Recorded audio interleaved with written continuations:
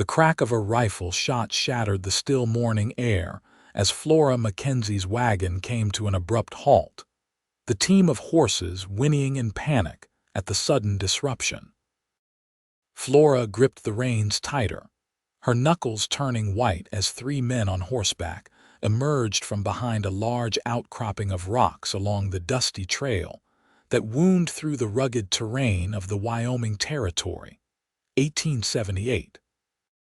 "Whoa there, pretty lady," the largest of the three men called out, a wolfish grin splitting his bearded face beneath a filthy, sweat-stained hat.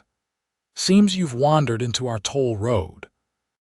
Flora's heart hammered in her chest, but she kept her chin high, refusing to show fear despite the terror coursing through her veins. At 22, she was no stranger to hardship, having buried her father just 2 weeks prior in Denver. Now, everything she owned in the world was packed into this wagon, her destination being her aunt's ranch near Laramie. She hadn't anticipated trouble so close to town. "There's no toll road here," Flora responded, her voice steadier than she felt. "This is the main trail to Laramie."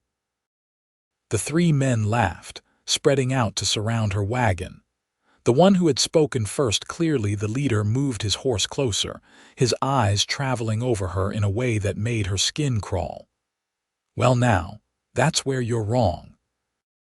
See, me and my boys here, we decide what's what on this stretch of trail," he said, gesturing to the other two men who were now flanking her wagon. One was thin and wiry with a pockmarked face, while the other was heavyset with a jagged scar running from his left eye to his jaw. "I have very little money," Flora said, trying to keep her voice from trembling. "Just enough to get me to my aunt's ranch." The leader chuckled, a sound devoid of humor. "Oh, we ain't just interested in money, miss. That's a mighty fine wagon you got there and those horses." His eyes drifted to the various trunks and supplies tied down in the back. "And I reckon whatever's in those trunks might fetch a nice price." The scarred man dismounted and approached the wagon, reaching for one of Flora's trunks. "Stop. Those are my belongings." Flora protested, but her words fell on deaf ears. The man yanked at one of the trunks, causing it to topple sideways, spilling open to reveal neatly folded dresses and linens, her mother's linens that she had carefully preserved for years. "Look at this fancy stuff, Jeb," the scarred man called to the leader. "Might be worth something." Flora felt anger replacing her fear. These were not just possessions, they were memories, her heritage, the last tangible connections to her parents. "Leave those alone," she shouted, starting to climb down from the wagon seat. The leader, Jeb, moved his horse closer, reaching out to grab her arm. "Now, don't you go making this difficult," the sound of a pistol being cocked cut through the tension like a knife. "I believe the lady asked you to leave her belongings alone," came a deep, steady voice from behind them.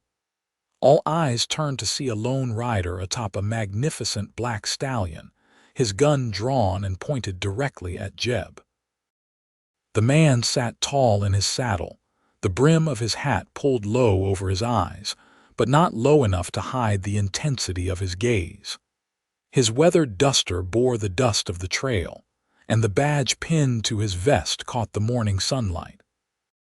"This ain't your concern, lawman," Jeb snarled, though Flora noticed how his hand hovered uncertainly near his own pistol. "When three men accost a lady on a public trail, it becomes my concern," the stranger replied, his voice carrying a quiet authority that seemed to fill the space between them. He nudged his horse forward, bringing himself between Flora and the outlaws. "Now, I suggest you boys move along before this gets unpleasant." The thin, wiry man with the pockmarked face spat into the dirt. "There's 3 of us and 1 of you lawmen." The stranger's expression didn't change, but something in his eyes hardened. "Then it's a fair fight." A tense silence fell over the group. Flora could feel her heart pounding in her ears as she watched the silent standoff. The scarred man by her wagon slowly backed away from her trunk, his eyes never leaving the newcomer's gun. Jeb's face contorted with anger, but after a moment he jerked his chin at his companions.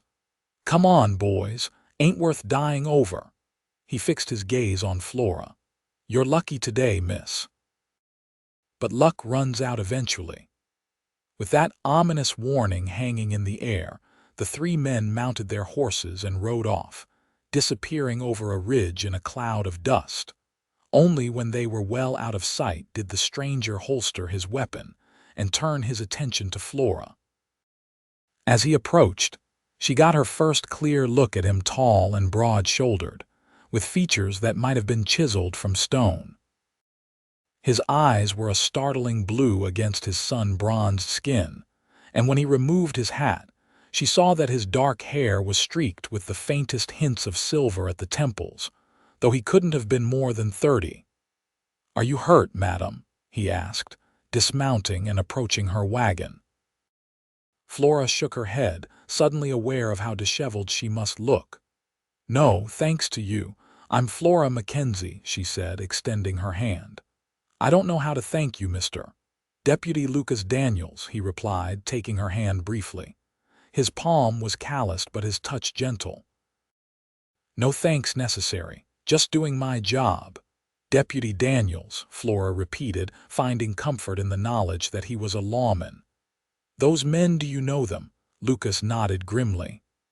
"The Blackwater gang. They've been causing trouble in these parts for months now, robbing travelers, rustling cattle." His gaze swept over the scattered contents of her trunk. "Let me help you with that." Together they repacked her trunk, and Flora couldn't help but notice how carefully he handled her belongings, particularly a delicate china teacup that had belonged to her grandmother. "This is fine craftsmanship," he remarked, turning the cup in his hands before gently placing it back in its wrappings. "It was my grandmother's wedding gift," Flora explained, "along with the rest of the set. One of the few things I have left of her." Lucas nodded in understanding as he secured the trunk back onto the wagon. "You mentioned heading to your aunt's ranch." "Yes, near Laramie. My father passed recently, and she's the only family I have left." Flora felt a lump forming in her throat but swallowed it back. She'd done enough crying these past weeks. "I'm sorry for your loss," Lucas said, and the sincerity in his voice touched her. "Laramie's still a fair distance, and I don't like the idea of you traveling alone after what just happened. The Blackwater gang isn't known for giving up easily." Flora felt a chill at his words. "What do you suggest?" "I'm heading that way myself. I could escort you, at least until we're closer to town." Relief flooded through her. The thought of continuing alone had been weighing heavily on her mind.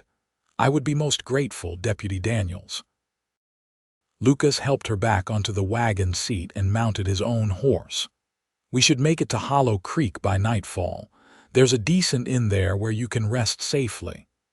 As they set off, Flora found herself stealing glances at her unexpected protector. There was something reassuring about his presence, a quiet strength that made her feel safer than she had since leaving Denver. Little did she know that this chance encounter on a dusty Wyoming trail would change the course of her life forever. The journey to Hollow Creek was uneventful compared to the morning's excitement, but Flora welcomed the respite. Deputy Daniels rode alongside her wagon, sometimes ranging ahead to scout the trail, other times dropping back to ensure they weren't being followed. Though he spoke little, his presence was comforting. "Have you been a lawman long, Deputy Daniels?" Flora asked, breaking the companionable silence that had fallen between them. Lucas adjusted his hat against the late afternoon sun. "Going on 8 years now. Started as a sheriff's deputy down in Colorado, moved up this way about 3 years back." "What brought you to Wyoming Territory?" A shadow crossed his face, so briefly Flora almost missed it. "Needed a change of scenery," he said, in a tone that suggested there was more to the story. "What about you? Besides your aunt, what draws you to Laramie? Flora appreciated his redirection of the conversation. My Aunt Martha owns a decent-sized ranch. She never had children of her own, and when my father died. She paused, the pain still fresh. She wrote and said there was a place for me there if I wanted it. Your father, was he a rancher too? No, Flora smiled at the memory. He was a school teacher, my mother too, before she passed when I was 16. They believed in the power of education to change lives. Lucas nodded thoughtfully. Noble profession. We could use more teachers out this way. That's partly why I'm going to my aunt's, Flora admitted. Laramie's growing, and I heard they're looking to establish a proper school there. I'm hoping to continue my parents' legacy. The conversation flowed more easily after that, and Flora found herself sharing stories of her childhood in Denver, of her father's love of literature, and how he would read aloud to her mother in the evenings, their small home filled with the cadence of poetry and prose. In return, Lucas spoke of growing up on a small farm in Missouri, of learning to track from his father, and of the decision that led him to pin on a badge rather than follow the family tradition of farming. Sometimes life takes unexpected turns, he said, his eyes scanning the horizon. Look there, Hollow Creek just ahead. The small settlement appeared in the distance, a cluster of buildings nestled in a valley beside a winding creek. The sun was beginning its descent, casting long shadows across the landscape. We made good time, Lucas observed. The Wayfarer's Inn is clean, and the proprietor, Mrs. Holloway, serves the best apple pie this side of the Mississippi. Flora smiled at his enthusiasm. You sound like a man who appreciates his desserts, deputy. The corner of his mouth quirked up in a half-smile that transformed his serious countenance. I have my weaknesses. They arrived at the inn just as dusk was settling over the valley. The Wayfarer's Inn was a 2-story wooden building with a wide porch and welcoming lanterns, already lit by the entrance. Lucas helped Flora down from the wagon, his hands strong and sure at her waist, and for a moment they stood close enough that she could detect the faint scent of leather and pine that clung to him. I'll see to your horses, he said, stepping back. You go on inside and secure a room. Flora nodded, suddenly self-conscious of the dust that coated her traveling dress and the way her hair must have escaped its pins during the day's journey. Still, she lifted her chin and ascended the steps to the inn, aware of Lucas watching her go. Mrs. Holloway, a robust woman with a kind face and graying hair pulled into a neat bun, greeted her warmly at the counter. Welcome to Wayfarers, miss. Just you traveling alone? No, I'm accompanied by Deputy Daniels, Flora explained, reaching for her reticule to pay for a room. Mrs. Holloway's eyebrows rose with interest. Lucas is escorting you, is he? Well, you couldn't ask for a finer protector. She pushed Flora's money back toward her. No need for that. Any friend of the deputy is welcome here. Oh, but I insist. Nonsense, Mrs. Holloway said firmly. That man has done right by this town more times than I can count. It's the least I can do. She handed Flora a key.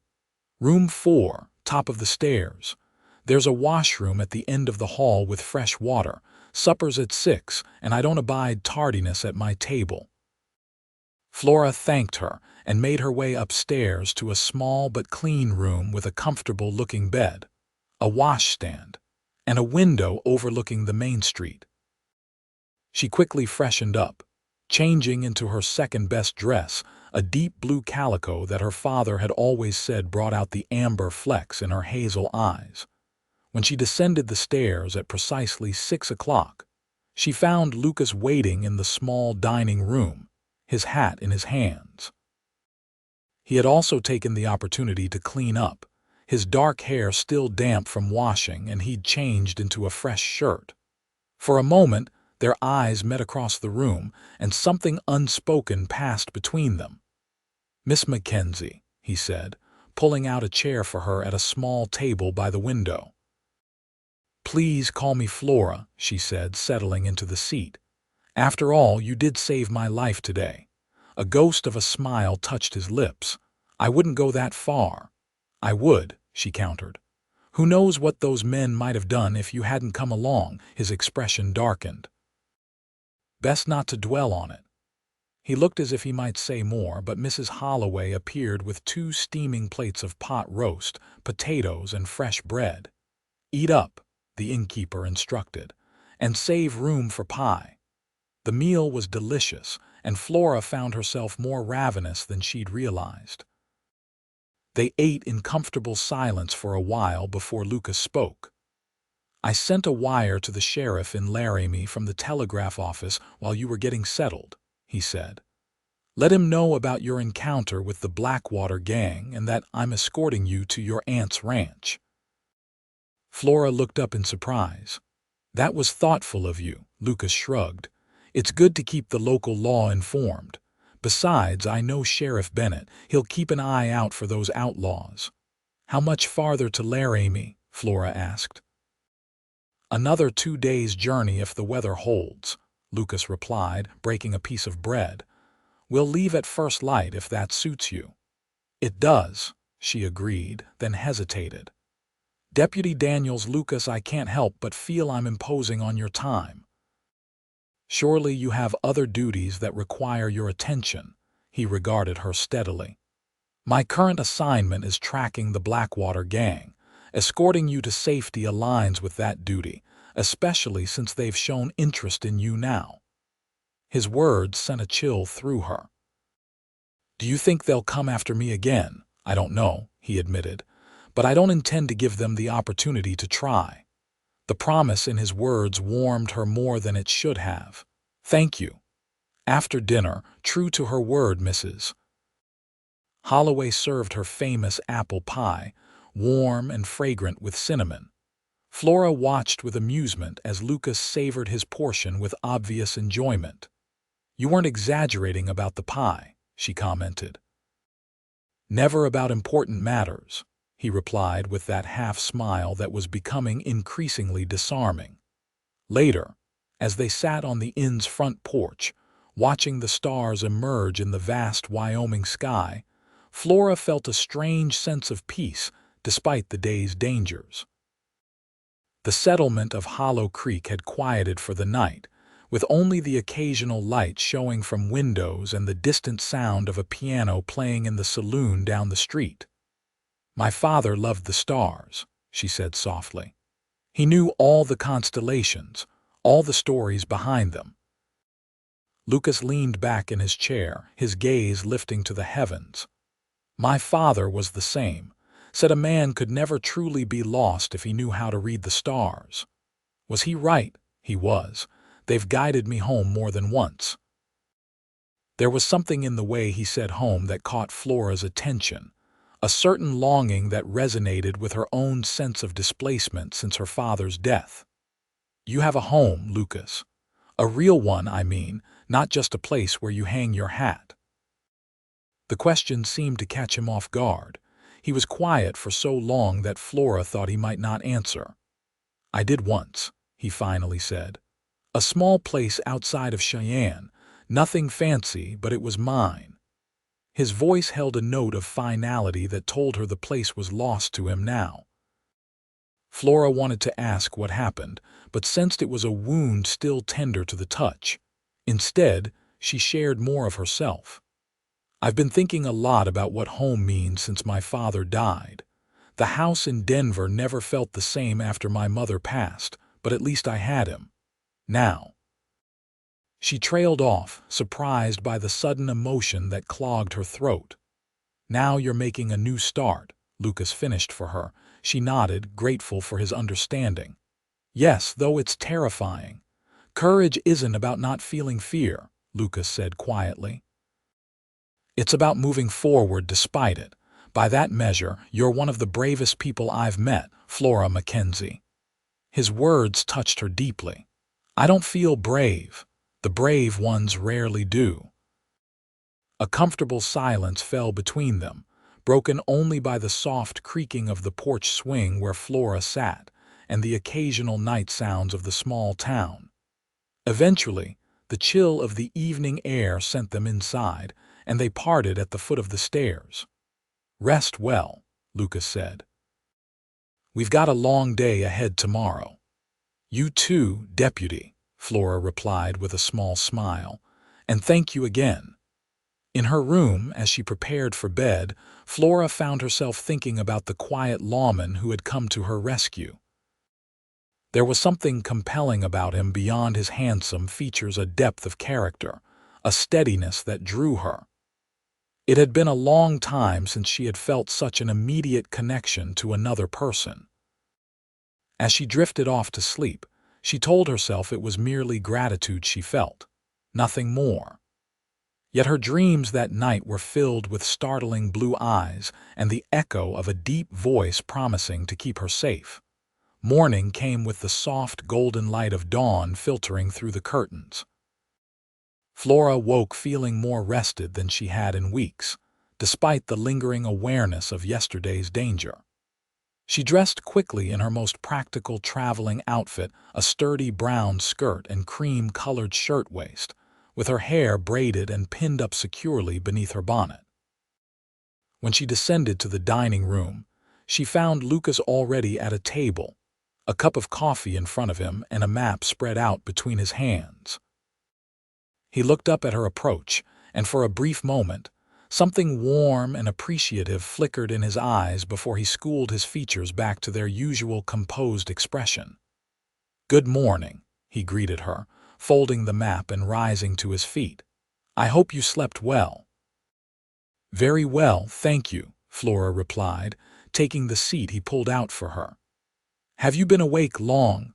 Long enough to check on the horses and plan our route for today," he said, pouring her a cup of coffee from the pot on the table. "We'll follow the creek for about 10 miles before cutting north toward Laramie. There's a spot I know where we can rest the horses around midday." Mrs. Holloway appeared with plates of eggs, bacon, and biscuits still warm from the oven. "Eat hearty," she instructed. Nothing worse than traveling on an empty stomach. They ate quickly, eager to get on the road, and within an hour they were leaving Hollow Creek behind, Flora's wagon rolling steadily along the trail with Lucas riding alongside. The day was clear and cool, perfect for traveling, and Flora found herself relaxing into the journey, enjoying the spectacular scenery of the Wyoming wilderness. "It's beautiful country," she remarked, gesturing to the sweeping landscape of rolling hills and distant mountains. Lucas nodded. "Gets in your blood after a while. I can't imagine living anywhere else now. Even with outlaws like the Blackwater gang roaming around, especially then," he said seriously. "Good land attracts bad men. Someone has to stand between them and the decent folks just trying to build a life here." Flora studied him, struck by the conviction in his voice. "Is that why you became a lawman, to protect others?" Lucas was quiet for a moment, his eyes scanning the horizon. "Partly," he admitted, "but truth be told, I was running from something too. Thought pinning on a badge might help me outrun my past." "Did it work?" A rueful smile crossed his face. "Not as well as I'd hoped." Before Flora could inquire further, Lucas tensed, his hand moving to his pistol as he pulled his horse to a stop. Flora immediately reined in her wagon. "What is it?" she whispered, her heart beginning to race. Lucas raised a finger to his lips, his eyes focused on a stand of trees ahead. "Someone's up there, watching the trail." Flora strained her eyes but could see nothing unusual among the trees. "How can you tell?" "Saw a glint of sunlight on metal," he replied, keeping his voice low. "Could be nothing, but I don't like taking chances." He turned to her, his expression grave. "We need to leave the main trail. There's another route less traveled that will take us where we need to go." Without waiting for her response, Lucas guided his horse off the trail, motioning for her to follow. Flora hesitated only briefly before steering her wagon after him, trusting his instincts. They made their way through tall grass and scattered brush, putting distance between themselves and the main trail. "I don't understand," Flora said once they were well away from the trail. "Couldn't it have been another traveler? Or a hunter, possibly," Lucas conceded. "But most travelers stick to the trail, and hunters don't usually position themselves to watch it. Better safe than sorry, especially after yesterday." The alternate route was rougher, the wagon jolting over uneven ground, but Flora gripped the reins firmly and pressed on. Lucas rode ahead, occasionally checking back to make sure she was managing the difficult terrain. After nearly an hour of this cautious progress, they rejoined a smaller trail that wound through a shallow valley. "This will take us to the resting spot I mentioned," Lucas explained. "It's not far now." True to his word, within another hour they arrived at a small clearing beside a bubbling stream, sheltered by cottonwood trees that provided welcome shade from the midday sun. Flora was relieved to stop, her arms aching from controlling the wagon over the rough terrain. Lucas helped her down from the wagon, his hands lingering at her waist a moment longer than necessary. The brief contact sent a flutter through Flora's stomach that she tried to ignore. "We'll rest the horses here for an hour," he said, moving to unhitch her team. "There's good water and grass for them." Flora stretched her cramped muscles and walked to the edge of the stream, kneeling to splash cool water on her face. The day had grown warmer, and the journey had left a fine layer of dust on her skin. As she refreshed herself, she became aware of Lucas watching her from where he was tending to the horses. "Is something wrong?" she asked, suddenly self-conscious. He shook his head, looking slightly embarrassed at being caught staring. "No, nothing wrong, just—" "You reminded me of someone for a moment."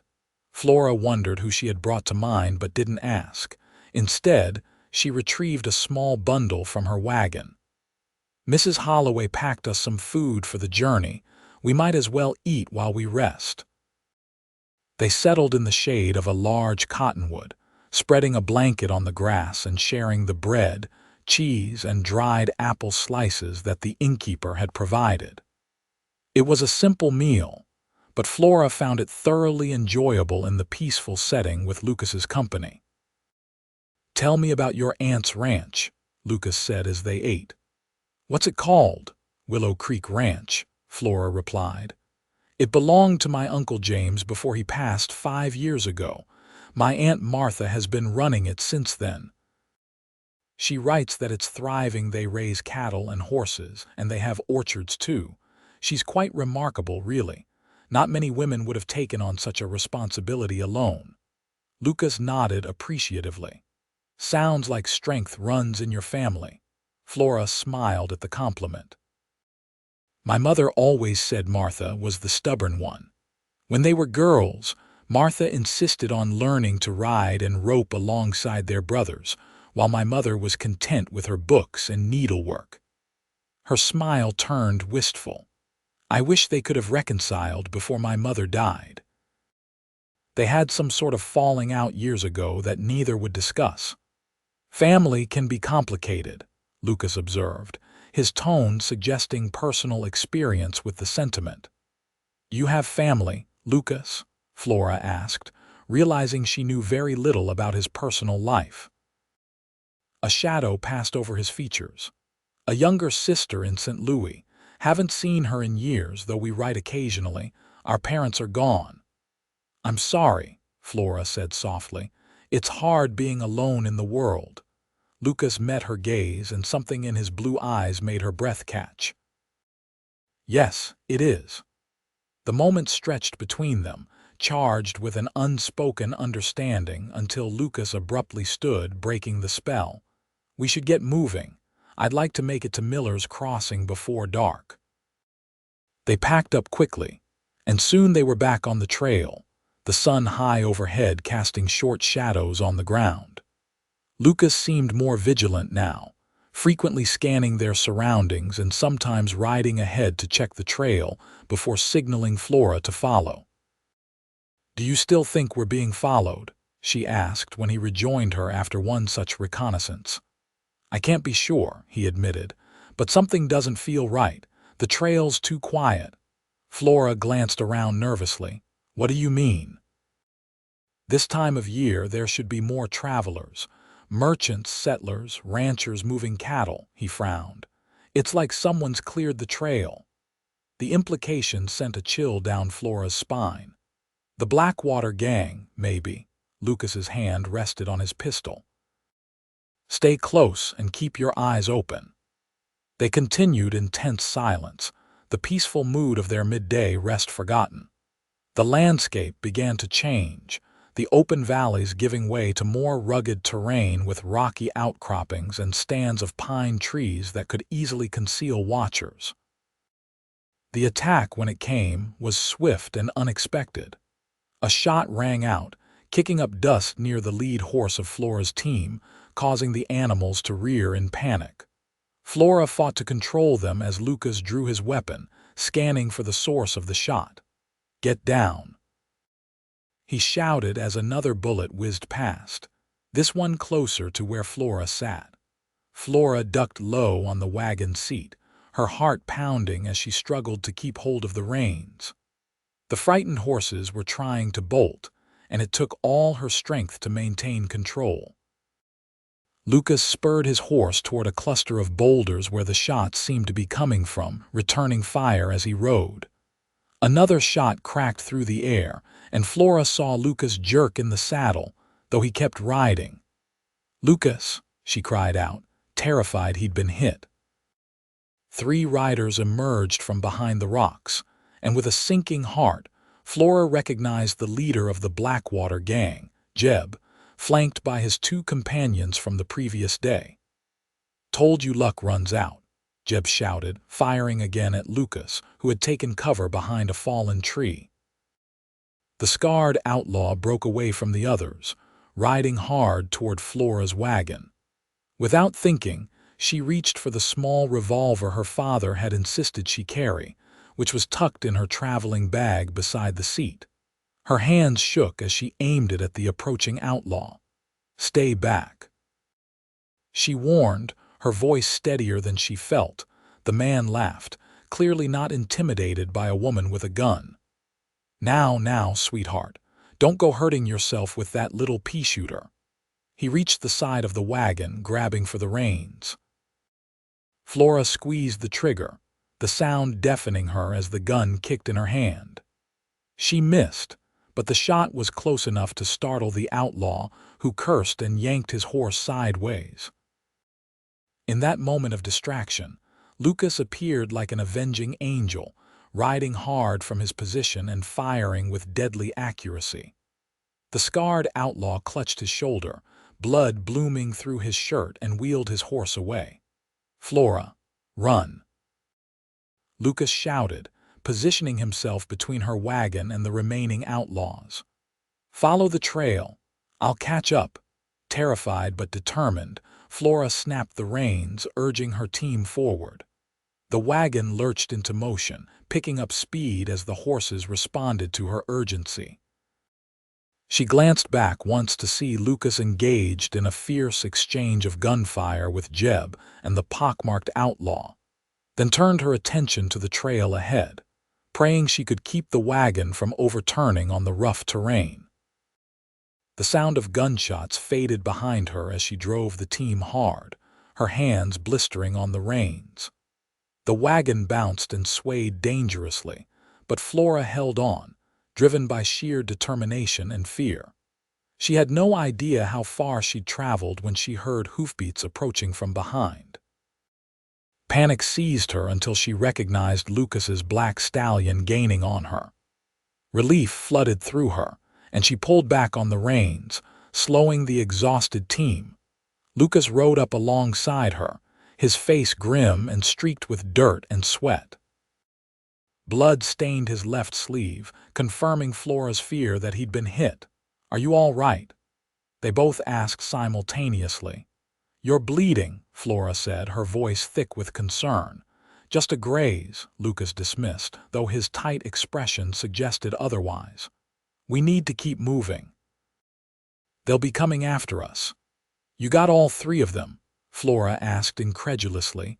"No," Lucas shook his head grimly. "Wounded the scarred one, as you saw. The pockmarked fellow turned tail when his horse was hit, but Jeb got away clean and he'll be back with more men." Fear clutched at Flora's heart. "What do we do?" Lucas surveyed their surroundings, his experienced eyes assessing the terrain. "There's an old line shack about 5 miles from here. Belongs to a rancher I know. We can hole up there, tend to the horses, and I can get a better look at this arm." They pushed on, the urgency of their situation giving them renewed energy. The line shack, when they finally reached it as dusk was falling, was little more than a one-room cabin with a lean-to stable at the back, but to Flora it looked like salvation. Lucas helped her unhitch the team and get them settled in the lean-to alongside his own horse before they entered the cabin. It was sparsely furnished, a small table with 2 chairs, a narrow cot against one wall, a wood stove, and some shelves stocked with basic supplies. "Not exactly the Wayfarer's Inn," Lucas remarked with a wry smile that didn't quite reach his eyes. "It's perfect," Flora assured him, immediately setting to work. She found a bucket and fetched water from the nearby stream while Lucas lit the stove and rummaged through the supplies, finding a tin of coffee and some jerky. When Flora returned, she insisted on tending to his wound first. He reluctantly removed his shirt, revealing not only the fresh bullet graze on his upper arm, but also a landscape of old scars that told the story of a dangerous life. Flora tried not to stare as she carefully cleaned the wound, which was deeper than he had let on. "This needs stitching," she said, her fingers gently probing the edges of the torn flesh.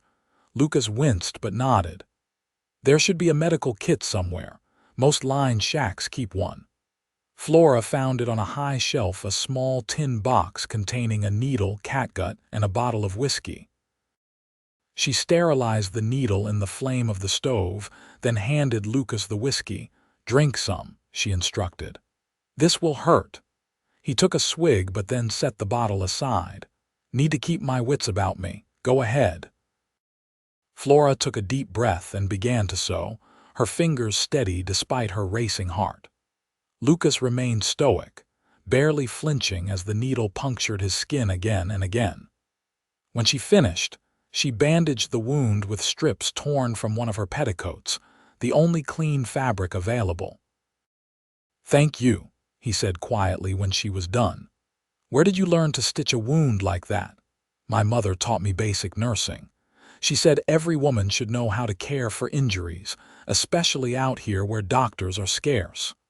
Flora wiped her bloodied hands on a rag.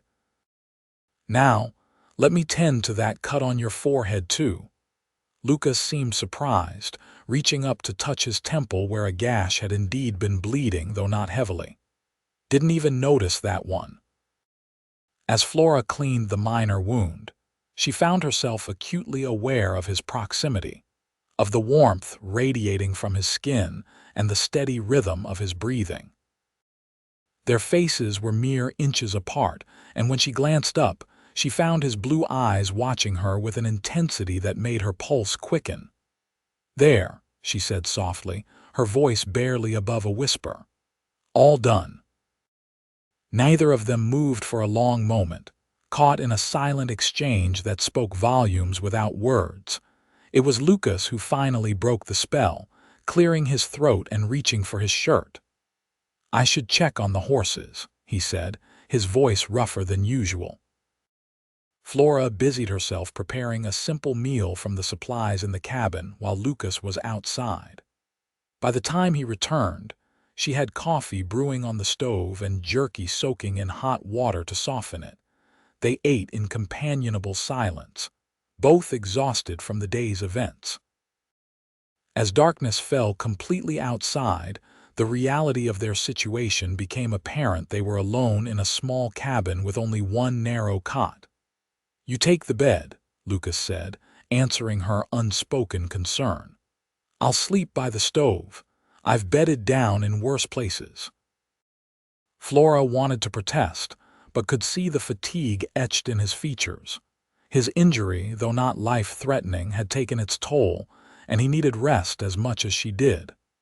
"Wake me for the second watch," she insisted. "You can't stay awake all night, especially not with that wound." Lucas looked like he might argue, but finally nodded. "4 hours. Then I'll wake you." Flora settled onto the cot while Lucas positioned himself in a chair near the door, his pistol within easy reach. Despite her exhaustion, sleep eluded her as her mind replayed the events of the day, the terror of the attack, the courage Lucas had shown, the strange intimacy of tending his wounds. "Lucas," she whispered into the darkened cabin. "Are you awake?" "Yes," came his quiet reply. "Thank you." "For everything." There was a pause before he responded. "Get some sleep, Flora. Tomorrow will be another long day." But even as she closed her eyes, Flora knew that something fundamental had changed between them. In the space of 2 days, this man had become more than a protector to her. He had become someone she cared for deeply. The realization should have frightened her, but instead, it filled her with a warm certainty that felt strangely like coming home. The night passed without disturbance. Though true to his word, Lucas woke Flora for her watch after a few hours. She insisted he take the cot, and after a brief argument he relented, his exhaustion evident in the slump of his shoulders. Flora settled into the chair by the door, watching the gentle rise and fall of Lucas's chest as he quickly succumbed to sleep. In the quiet darkness, illuminated only by the dying embers in the stove, Flora had time to reflect on the whirlwind of the past 2 days.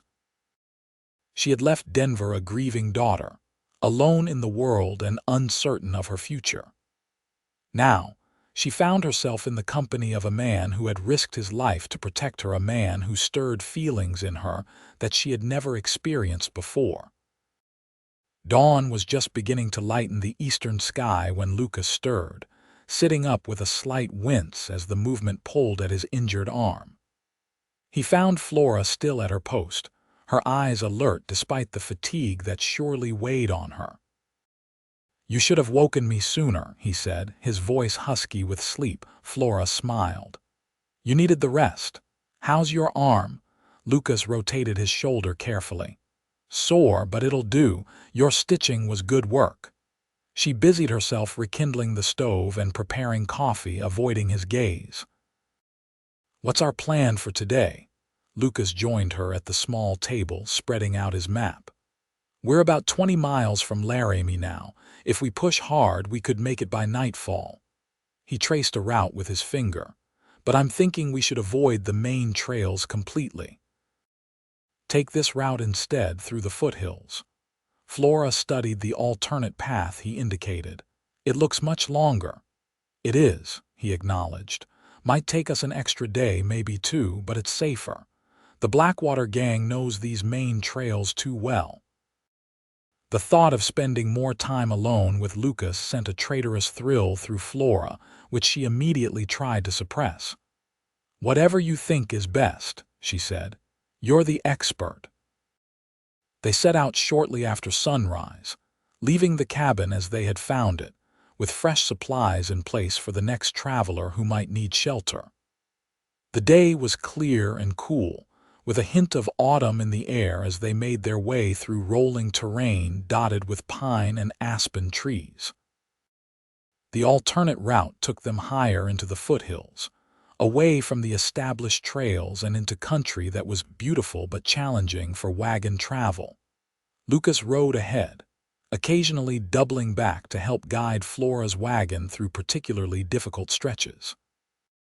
Despite the physical demands of the journey, Flora found herself enjoying the spectacular scenery and the quiet companionship they shared. When they stopped to rest the horses around midday, Lucas surprised her by producing wild strawberries he had spotted growing alongside a small stream. "They're the last of the season," he said, offering them to her in his cupped hands. Flora accepted the small, sweet fruits, touched by the thoughtful gesture. "They're delicious," she said after tasting one. "Like little drops of sunshine." Lucas smiled, a genuine, unguarded smile that transformed his usually serious face and made her heart skip a beat. "My mother used to say the same thing." They continued their journey through the afternoon, climbing higher into the foothills, until Lucas signaled for them to stop in a sheltered clearing surrounded by aspens whose leaves were just beginning to turn golden. "We'll camp here for the night," he said, helping Flora down from the wagon. "There's good water nearby, and we can build a small fire without it being seen from a distance." Together, they set up camp, working with an efficiency that suggested they had been traveling companions for years rather than days. Lucas unhitched the horses and saw to their care while Flora gathered firewood and prepared a simple meal from their supplies. By the time dusk fell, they had a small fire burning cheerfully, their bedrolls laid out nearby, and coffee brewing in a pot suspended over the flames. "I've been thinking," Lucas said as they sat side by side before the fire, their dinner finished and the stars beginning to appear overhead. "Once we reach Laramie, I should probably introduce you to Sheriff Bennett. After what happened with the Blackwater gang, he'll want a statement from you." Flora nodded, though the mention of Laramie and their journey's end brought a surprising pang of regret. "Of course, whatever helps bring those men to justice." "Bennett's a good man," Lucas continued. "He's been after Jeb and his gang for months. Your testimony could help put them away for good." "Will you stay in Laramie?" Flora asked, trying to keep her tone casual. Lucas poked at the fire with a stick, sending sparks flying upward. "For a while, at least. I need to coordinate with Bennett and his deputies, make sure they have all the information on the Blackwater gang's movements." He glanced at her. "What about you? Do you plan to stay at your aunt's ranch permanently?" "I don't know," Flora admitted. "I hope to teach in Laramie eventually, but for now I just need somewhere to belong." She paused, watching the flames dance. "My father's death made me realize how fragile life can be, how quickly everything you thought was permanent can disappear." Lucas was quiet for a moment. "I understand that feeling all too well." Something in his tone made Flora turn to look at him. "What happened, Lucas? What are you running from?" He met her gaze, and in the firelight she could see a deep sadness in his eyes that he usually kept well hidden. For a long moment she thought he wouldn't answer, but then he sighed, setting aside his coffee cup. 3 years ago I was a sheriff in a small town near Cheyenne," he began. "I had a wife, Rebecca, and a little home we'd built together. Nothing fancy, but it was ours." His voice grew softer. "We were expecting our first child." Flora's heart constricted at the past tense. "Lucas, you don't have to," he shook his head. "No, I want you to know." He took a deep breath before continuing. "There was a gang operating in the area, rustling cattle and robbing stagecoaches. I'd been tracking them for months, getting close. Too close, as it turned out. One night while I was out on patrol, they came to my home." Horror filled Flora as she began to understand where his story was leading. "Rebecca was alone," Lucas said, his voice now barely audible. "By the time I got back." He couldn't finish the sentence, but he didn't need to. The grief etched in his features told Flora everything. "I'm so sorry," she whispered, reaching out to touch his hand. "That's why you're after the Blackwater gang. They're connected to what happened to your wife." Lucas nodded. "Jeb wasn't part of the original gang, but he ran with them for a while before branching out on his own. He knows where the others are hiding, information I've been trying to get for 3 years. And that's why you became a deputy instead of a sheriff again," Flora realized. "So you could move around tracking them." Yes.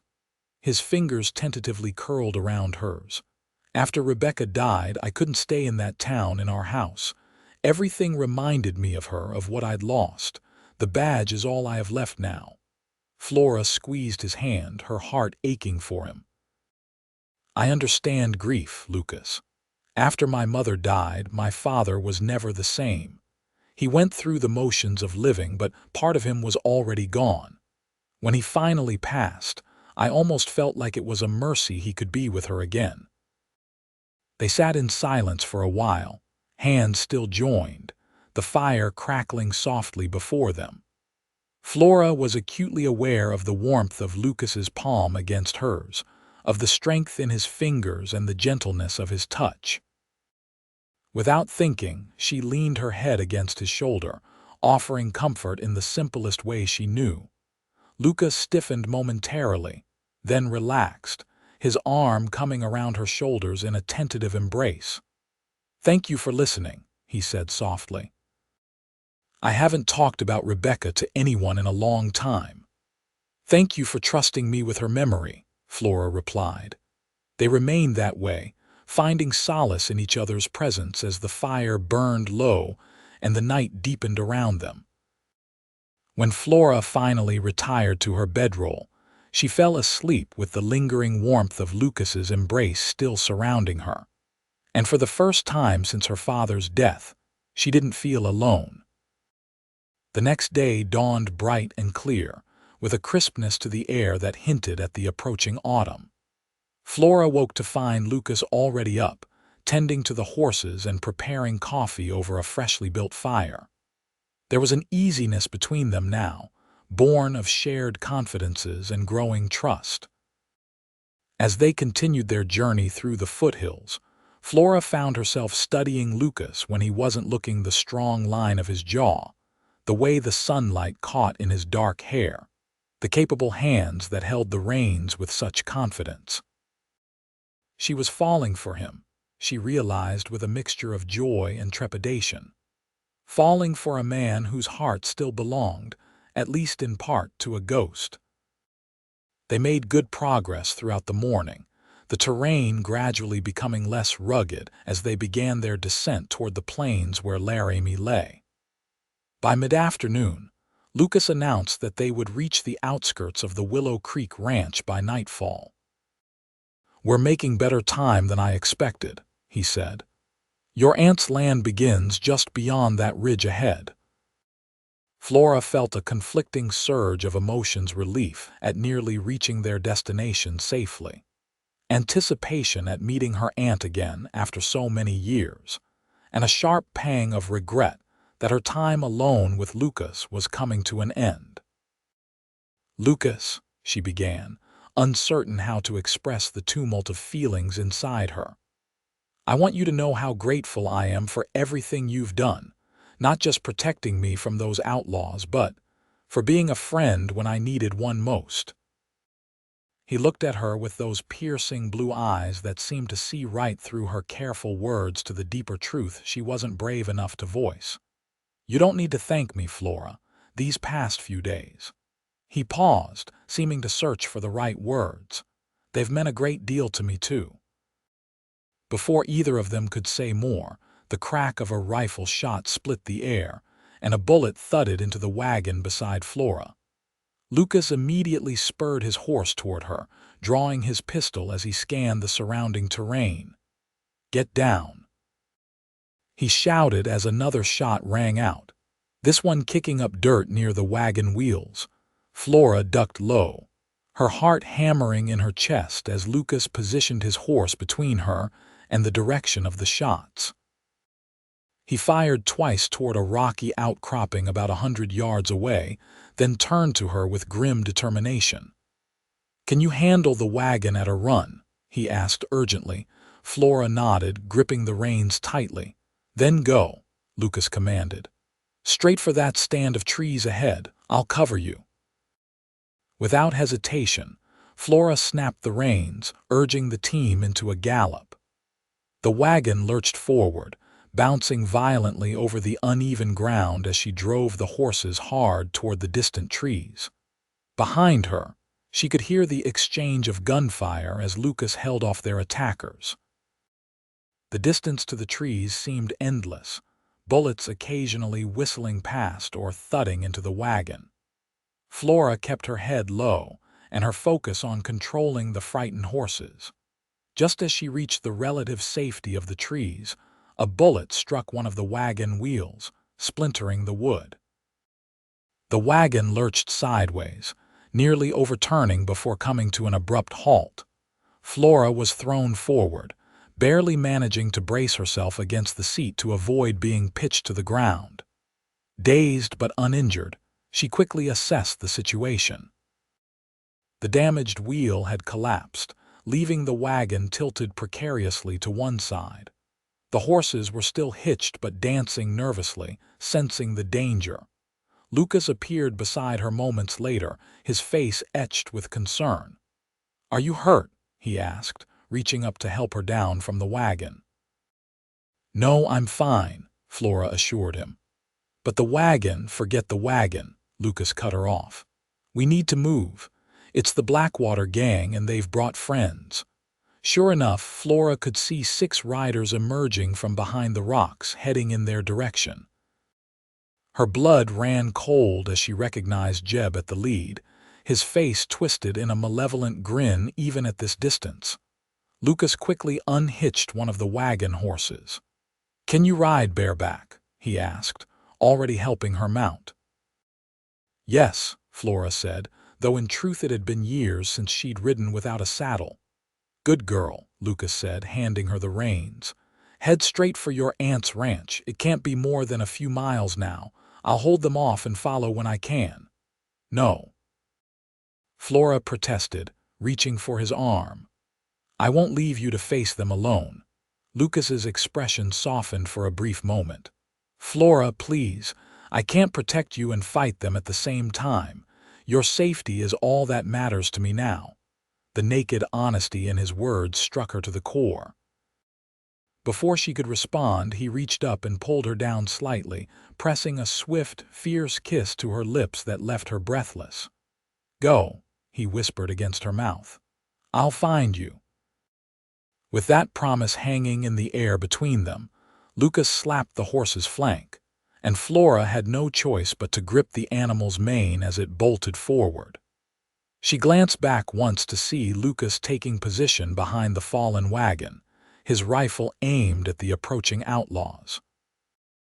Tears blurred her vision as she rode hard through the trees, following the sloping terrain downward toward what she hoped was her aunt's land. The sound of gunfire echoed behind her, each shot a reminder of the danger Lucas faced alone because of her. Flora had no idea how long she rode, the unfamiliar motion of bareback riding leaving her thighs burning with effort as she struggled to stay mounted. The horse, sensing her uncertainty, took its own head, following what appeared to be a cattle trail that wound through the foothills and eventually opened onto a broad valley. In the distance, Flora could make out buildings, a large ranch house, barns and outbuildings spread across the landscape. Smoke rose from the chimney of the main house, and even from here she could see figures moving about the yard. Willow Creek Ranch. She had made it. Relief flooded through her, only to be immediately replaced by worry for Lucas. She reined in the horse, turning to look back the way she had come. The gunfire had stopped, but what did that mean? Was Lucas safe, or had the Blackwater gang finally overcome the man who had been hunting them for so long? Flora was torn between continuing to the ranch for help and turning back to find Lucas. Before she could decide, she heard the thunder of approaching hooves and turned to see a group of riders coming toward her from the direction of the ranch. As they drew closer, Flora could make out a woman leading the group, riding astride with the confidence of someone who had spent a lifetime in the saddle. Even after 15 years, Flora recognized her Aunt Martha, older now, her once auburn hair streaked with silver, but still formidable. "Aunt Martha," Flora called out, urging her horse forward to meet the approaching riders. Martha McKenzie pulled up her horse, her weathered face registering shock and then recognition. "Flora! Good heavens, child, is that you?" "Yes, it's me," Flora said breathlessly. "But there's no time I was attacked on the trail. A deputy named Lucas Daniels helped me, but he stayed behind to hold off the outlaws. He needs help." Martha's expression hardened immediately. She turned to the ranch hands who had accompanied her. "Tom, Jake, ride to town and fetch Sheriff Bennett. Tell him the Blackwater gang is on our land." She addressed 2 more men. "Sam, Billy, you're with me. We're going after those outlaws." "I'm coming too," Flora insisted, even as exhaustion threatened to overwhelm her. Martha assessed her niece with sharp eyes, seeming to recognize the determination there. "All right, but stay behind us. Where exactly did you leave the deputy?" Flora described the location as best she could, and within minutes, they were riding hard back the way she had come. Martha and her ranch hands were well armed, and Flora took comfort in their competence and the fierce protectiveness her aunt displayed. As they crested a rise, the scene below made Flora's heart stop. The wagon was where she had left it, but there was no sign of Lucas or the outlaws. Instead, there were clear signs of a struggle, bloodstains on the grass, spent cartridge casings scattered about, and deep hoofprints leading away to the west. "Looks like they took him," one of the ranch hands said grimly, examining the tracks. "Or he's pursuing them," Martha countered, her experienced eyes reading the signs. "There was a hell of a fight here, but not enough blood for a killing. And these tracks are chaotic, some heading west, some north." "What does that mean?" Flora asked, her voice tight with fear. "Means they scattered," Martha explained. "Probably wounded some of them, and they broke formation." She pointed to a particular set of tracks. "These are fresher than the others, and they're heading toward Broken Skull Canyon. That's where I'd go if I were running from the law in these parts, plenty of caves and hiding spots." "Then that's where we need to go," Flora said with determination. Martha studied her niece thoughtfully. "This deputy, he means something to you, doesn't he?" Flora met her aunt's penetrating gaze. "Yes," she admitted. "He saved my life more than once, and I care for him." A hint of a smile touched Martha's lips. "Well then, let's not waste any more time talking about it. Sam, ride back and tell the sheriff where we're headed when he arrives. Billy, you're with us." They set off at a brisk pace, following the tracks that led toward Broken Skull Canyon, a notorious area of rugged terrain that had served as a hideout for outlaws for years. Flora rode beside her aunt, drawing strength from the older woman's calm confidence. "Your father wrote that you were coming," Martha said as they rode, "though I didn't expect you quite so soon or in such dramatic fashion." "It seems drama follows me these days," Flora replied, attempting a weak smile. "I'm sorry to bring trouble to your doorstep." Martha snorted. "Trouble finds its own way, with or without invitation. Besides, this gang has been rustling my cattle for months. About time someone brought the fight to them." They rode in silence for a while before Martha spoke again, her voice gentler. "Your father, he went peacefully?" Flora nodded, grateful for the question. "Yes, in his sleep. The doctor said his heart simply gave out." "Good," Martha said softly. "He deserved peace after losing your mother." She glanced at Flora. "You look like her, you know, same eyes, same stubborn chin." The comparison to her beloved mother brought tears to Flora's eyes. "Thank you. I've missed you, Aunt Martha. I never understood why you and Mother stopped speaking." Martha sighed, her eyes on the horizon. "Foolishness and pride on both our parts. Over a man, if you can believe it. Your Uncle James courted both of us when we were young. When he chose me, your mother couldn't forgive what she saw as a betrayal." She shook her head. "By the time I realized how stupid it all was, too many years had passed, and neither of us knew how to bridge the gap." "I'm sorry," Flora said, understanding now the pain that had kept the sisters apart. "Life's too short for regrets," Martha said firmly. "Something I hope you'll remember, especially when it comes to that deputy of yours." Before Flora could respond, Billy, who had been riding ahead, raised his hand in warning. They had reached the entrance to Broken Skull Canyon, a narrow passage between towering rock walls that opened into a labyrinth of smaller canyons and caves. "Fresh tracks," Billy reported in a low voice. "2, maybe 3 riders. Went in not more than an hour ago." Martha nodded, drawing her rifle from its scabbard. "We proceed carefully from here. Flora, stay close to me."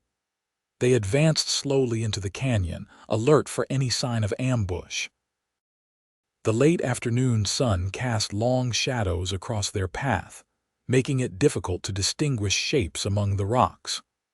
They had gone perhaps half a mile into the canyon when the sound of a gunshot echoed off the stone walls. Martha immediately signaled for them to dismount and take cover behind a fallen boulder. "That came from up ahead around that bend," she whispered. As if in confirmation, another shot rang out, followed by a man's shout of pain. Flora's heart leaped. The voice wasn't Lucas's, which meant he might still be alive and fighting. "We need to help him," she whispered urgently. Martha nodded, her expression grim. "Billy, circle around to the left. See if you can get a better view of what we're dealing with. We'll cover you." Billy slipped away, moving with the stealth of a man accustomed to tracking both animals and men. Martha and Flora waited, tense and watchful, until Billy reappeared several minutes later. "It's the deputy, all right," he reported in a hushed voice. "He's pinned down in a small box canyon about 100 yards ahead. 3 of the Blackwater boys have him surrounded, including Jeb himself. The deputy's wounded but still fighting." Flora's blood ran cold. "How badly is he hurt?" Billy shook his head. "Hard to tell from where I was, but he's still shooting, so he can't be too far gone." Martha considered this information, her mind working rapidly. "Billy, work your way up to that ridge," she instructed, pointing to a rocky outcropping that overlooked the box canyon. "You'll have the high ground. Flora and I will approach from this side. When I give the signal 3 shots in quick succession, you start firing. We'll come in from the front." Billy nodded and moved out, scaling the rocky slope with practiced ease. Martha turned to Flora, her expression serious. "Can you shoot?" she asked, holding out a small revolver. Flora took the weapon, its weight unfamiliar but not entirely foreign in her hand. "My father taught me the basics, but I've never shot at a person." Martha's eyes softened momentarily. "With luck, you won't have to. But if it comes down to a choice between your deputy's life and one of those outlaws, I trust you'll make the right decision." They moved forward cautiously, staying low and using the rocky terrain for cover. As they drew closer, Flora could hear voices, angry shouts and taunts from the outlaws, interspersed with occasional gunfire. "Come on out, lawman," she recognized Jeb's voice, filled with malicious glee. "You're bleeding like a stuck pig in there. Won't be long now." "You'll hang for what you did to my wife, Jeb," came Lucas's response, his voice strained but defiant. "You and every last one of your gang." Jeb's laugh echoed off the canyon walls.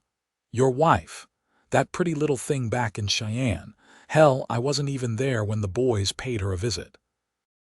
But I sure heard all about it afterward." Flora felt sick at the cruel taunt, and a glance at Martha's face showed her aunt felt the same disgust. They had reached the entrance to the small box canyon now and could see the situation clearly. Lucas was trapped behind a large boulder about 50 yards in, blood visible on his shirt.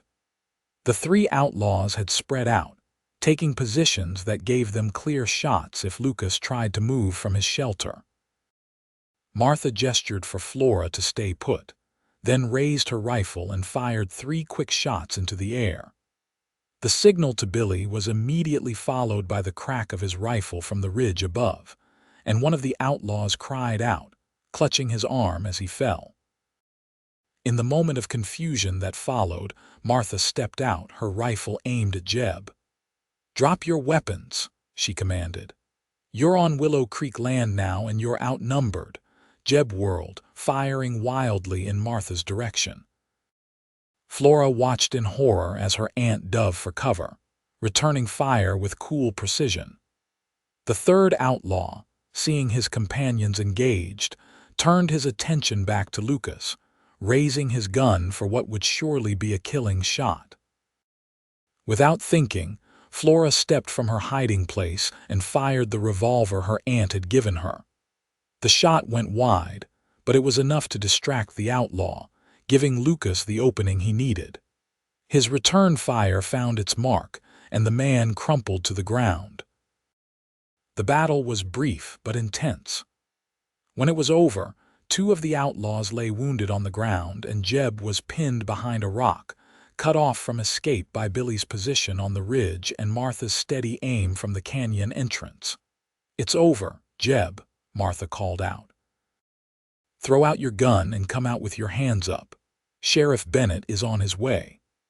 There was a long pause, and Flora held her breath, fearing another eruption of violence. Then, to her surprise, Jeb's gun skidded out from behind the rock, followed by the man himself, hands raised in surrender. "You win this round," he snarled, his eyes darting between Martha and Flora.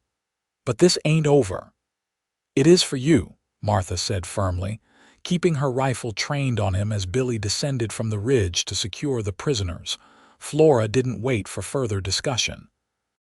The moment Jeb was in custody, she rushed to where Lucas had taken shelter behind the boulder.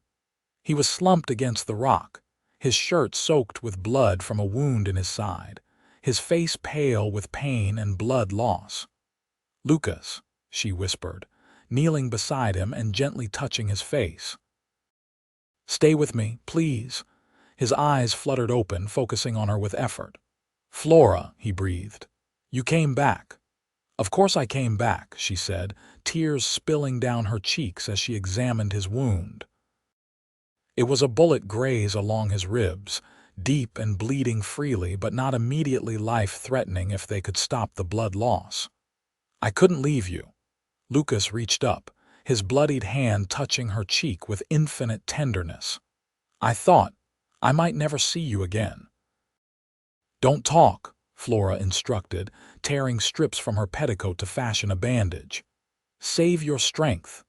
Martha appeared beside them, her experienced eyes assessing Lucas's condition. "We need to get him back to the ranch," she said.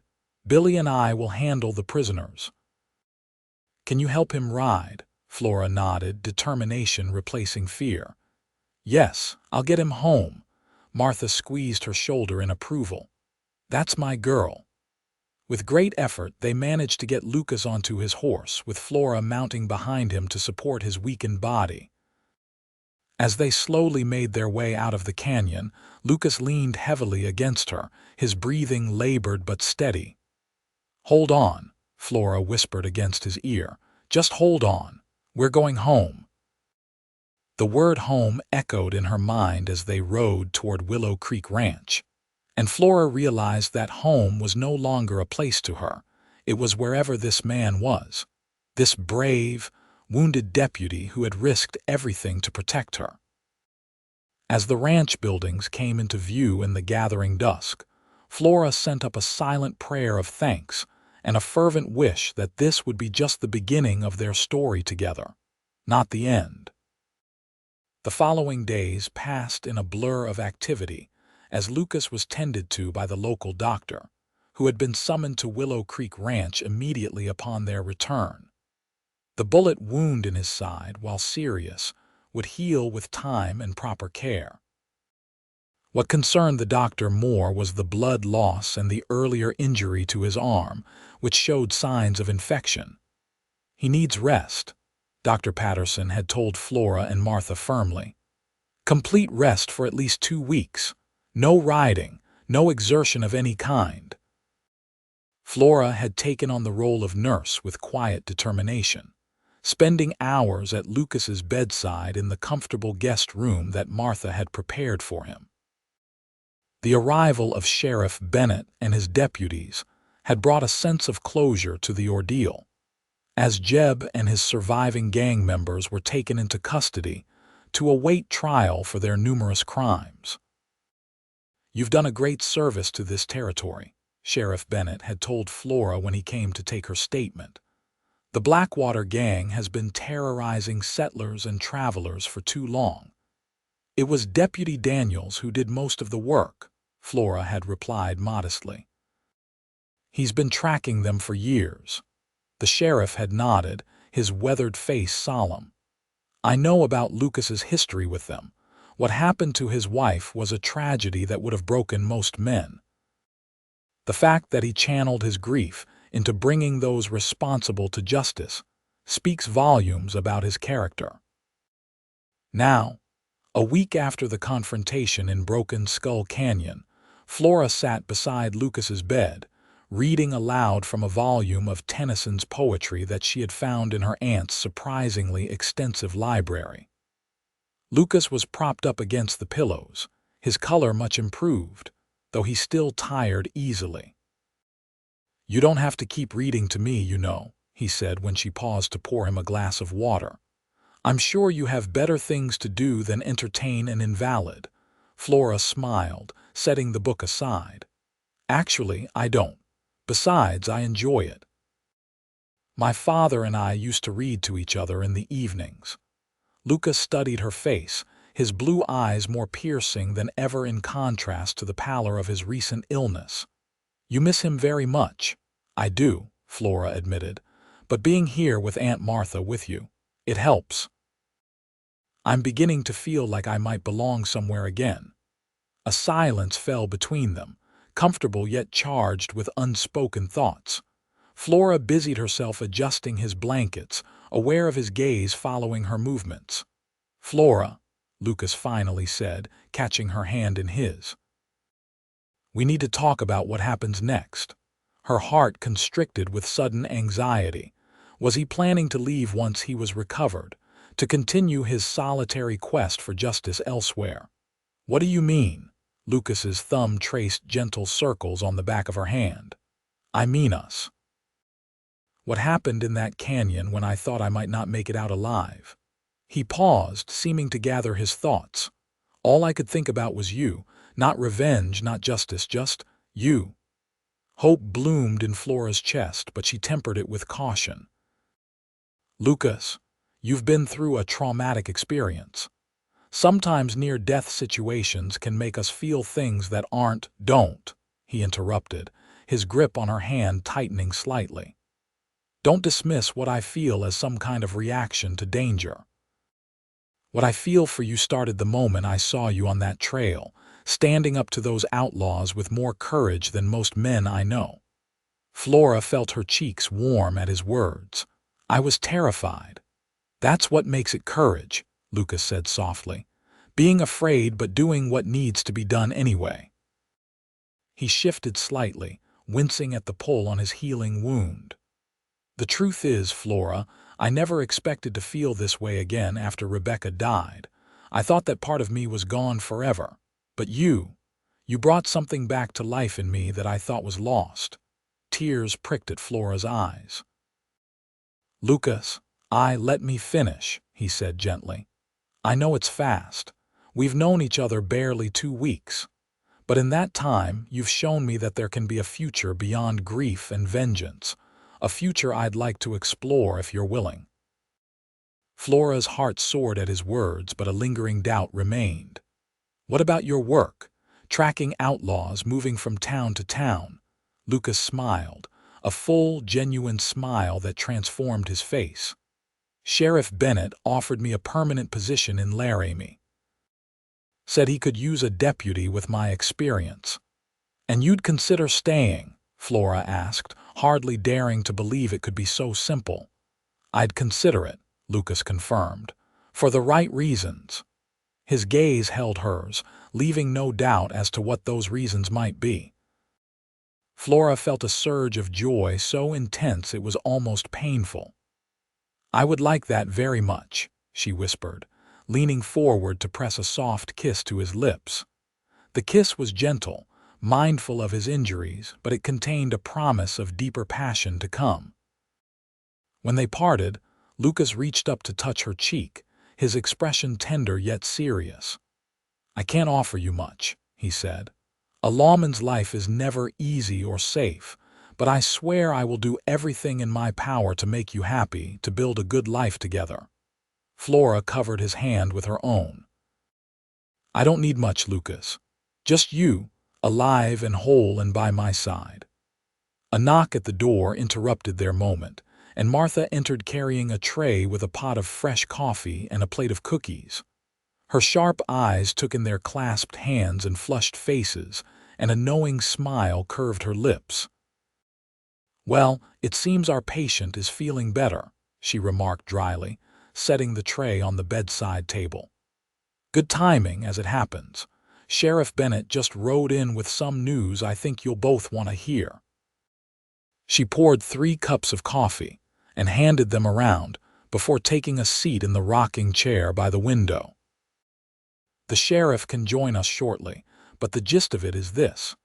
They've rounded up the last of the Blackwater gang based on information Jeb provided in exchange for avoiding the hangman's noose." Lucas sat up straighter, wincing slightly at the movement. "All of them," Martha nodded. "All of them, including the 3 men directly responsible for what happened to your wife in Cheyenne." The news hit Lucas like a physical blow. Flora could see the complex emotions warring on his face: relief, vindication, and a deep, bittersweet sense of closure. "It's over," he said softly, as if testing the words. "After 3 years, it's finally over." Martha rose, patting his shoulder gently. "I'll leave you two to digest this news. The sheriff will want your formal statement when you're ready, but he said there's no rush." After she left, Flora watched Lucas carefully, uncertain how this development would affect him and them. For so long, his pursuit of justice had been his driving force. What would he do now that his quest was complete? "Lucas," she prompted gently when he remained silent, staring into his coffee cup. "Are you all right?" He looked up, and to her surprise, his eyes were clear and calm, unburdened in a way she had never seen before. "Yes," he said simply. "For the first time in a very long time, I think I am." He set his cup aside and took her hands in his. "Flora, I've been living in the past for 3 years, driven by grief and anger. Meeting you, it made me realize there could be a future worth living for, but I still had one foot in the past. Now," he took a deep breath, "now I can truly move forward if you'll have me." Flora felt tears of happiness spilling down her cheeks. "Is that a proposal, Deputy Daniels?"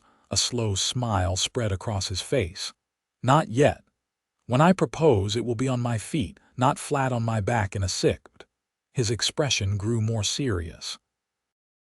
"But it is a promise if you'll accept it. A promise that when I'm healed, when we've had more time together, I will ask you properly." Flora leaned forward to kiss him again, her heart full to bursting. "I'll hold you to that promise," she whispered against his lips. 2 months later, on a crisp autumn day with the aspen leaves shimmering gold against an impossibly blue Wyoming sky, Lucas made good on his promise. They had ridden out to a beautiful spot overlooking a bend in the Laramie River, where Lucas had prepared a picnic lunch with Martha's assistance. Flora, who had been busy establishing herself as the new schoolteacher in Laramie, had suspected something was afoot, but played along with the pretense that it was simply a celebration of Lucas's full recovery. After they had eaten, Lucas led her to the riverbank, where the water flowed crystal clear over smooth stones. There, with the majestic mountains as witness, he dropped to one knee and produced a small silver ring with a single pearl. "It was my mother's," he explained, his voice husky with emotion. She made me promise I'd give it to the woman who captured my heart completely. Lucas, Flora breathed, her own voice failing her as tears of joy welled in her eyes. Flora McKenzie, he continued, holding the ring before her, you came into my life when I was lost in darkness, and you brought light back into my world. Will you do me the extraordinary honor of becoming my wife? Yes, she whispered, then louder. Yes, yes, 1,000 times yes. He slid the ring onto her finger, then rose to his feet and pulled her into his arms, lifting her off the ground in his enthusiasm. Their laughter echoed across the river as he spun her around, both of them dizzy with happiness. When he finally set her down, Lucas cupped her face in his hands with infinite tenderness. I love you, Flora, more than I ever thought possible. And I love you, she replied, standing on tiptoe to kiss him. My brave, wonderful deputy who rode in with his gun drawn and stole my heart. Their wedding took place the following spring, with Martha giving the bride away and Sheriff Bennett standing as Lucas's best man.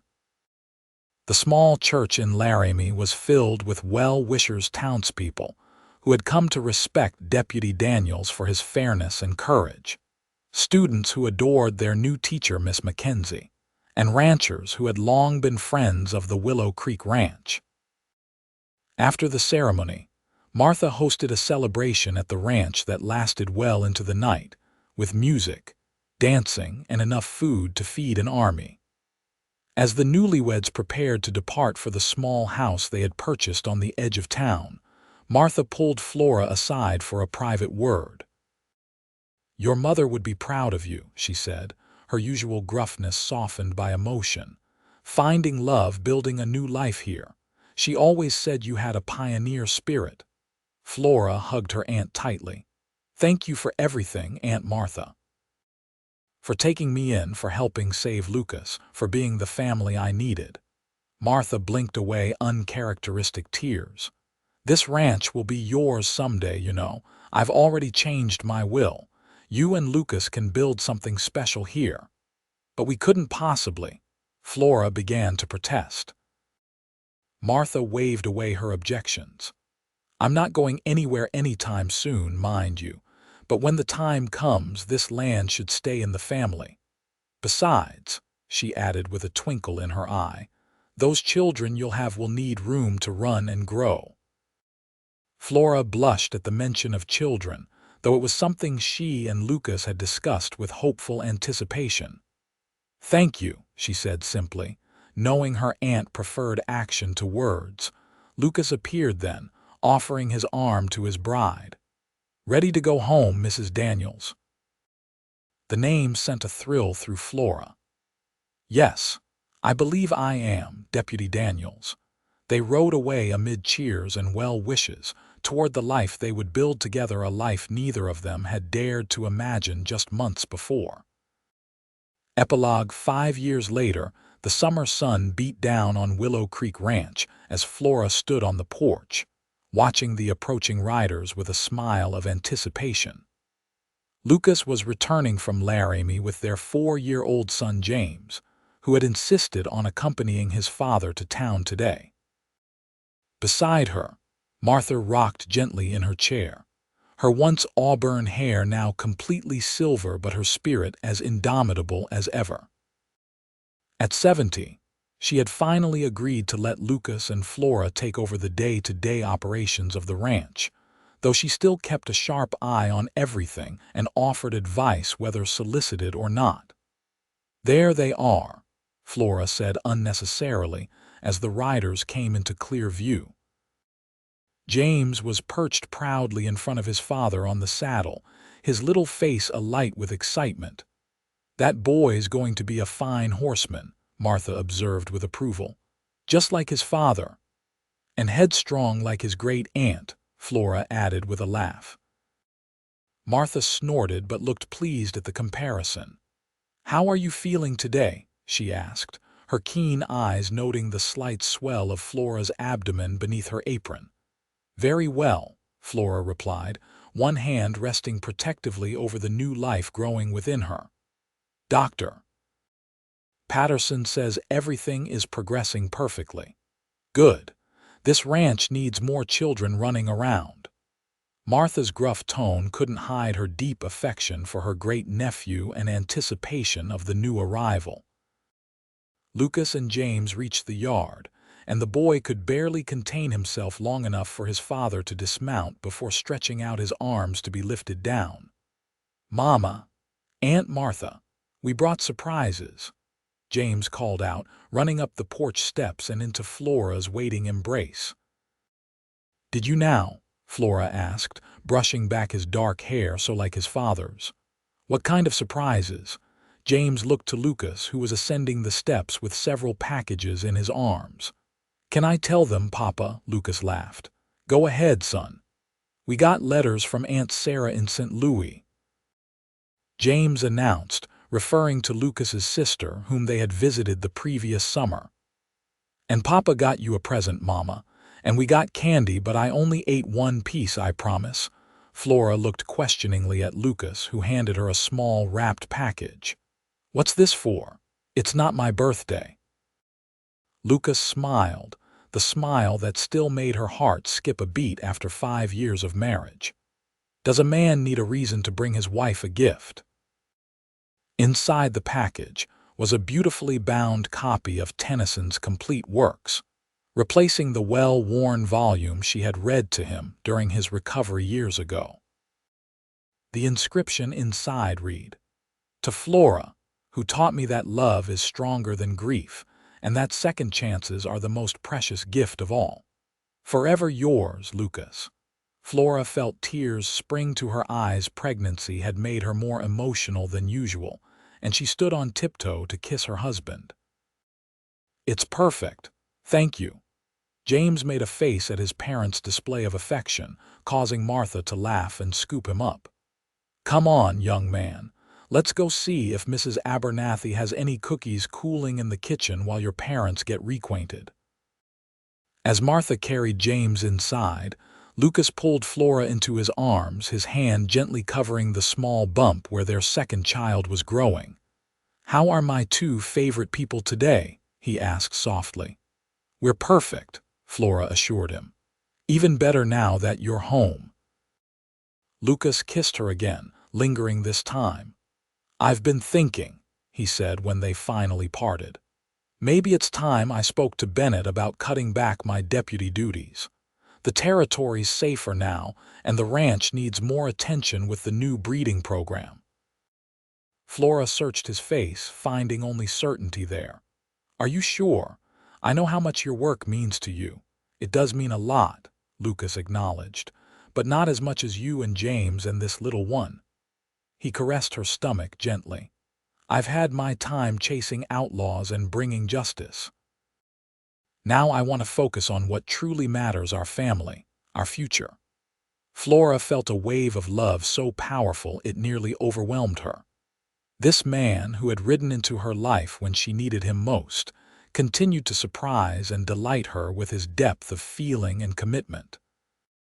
"I think that sounds wonderful," she said, resting her head against his chest, listening to the steady beat of his heart. "Though I'm not sure Martha is ready to fully retire yet." Lucas chuckled, the sound rumbling pleasantly against her ear. "I don't think Martha will ever fully retire. She'll be giving orders from her rocking chair when she's 90. "Probably," Flora agreed with a smile, "but I wouldn't have it any other way." They stood together on the porch of the home they had made, watching the sun begin its descent toward the distant mountains. So much had changed in 5 short years, from a chance encounter on a dusty trail to this rich, full life they had built together. Flora thought of the frightened young woman she had been, alone in the world and facing an uncertain future. How could she have known that the danger she faced would lead her to the greatest happiness she had ever known? "What are you thinking about?" Lucas asked, noting her contemplative expression. Flora smiled up at him, her heart full of gratitude and love. "I was just thinking about how sometimes the worst moments of our lives can lead us to the best ones. If those outlaws hadn't tried to steal my wagon that day, I still would have found you, Lucas finished with quiet certainty. Some things are meant to be, Flora. You and me, we were written in the stars long before we ever met.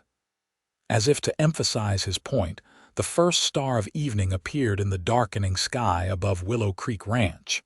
Flora leaned into her husband's embrace, knowing with absolute certainty that he was right. Their love had been forged in danger and cemented through courage, but it would endure far beyond the wild days of their first meeting, sustaining them through all the seasons of their lives together. And somewhere in the vast Wyoming sky, she imagined her parents and Lucas's first wife looking down with approval, perhaps even having had a hand in bringing them together. For love, true love, never really died, it merely transformed like energy into new possibilities, new beginnings, new hope. "Come inside," Flora said softly, taking Lucas's hand. "Let's go home." And together, they walked through the door into the warmth of the home they had created, not just the physical structure of wood and stone, but the true home they had built in each other's hearts, a sanctuary of love that would shelter them and their children for all the years to come.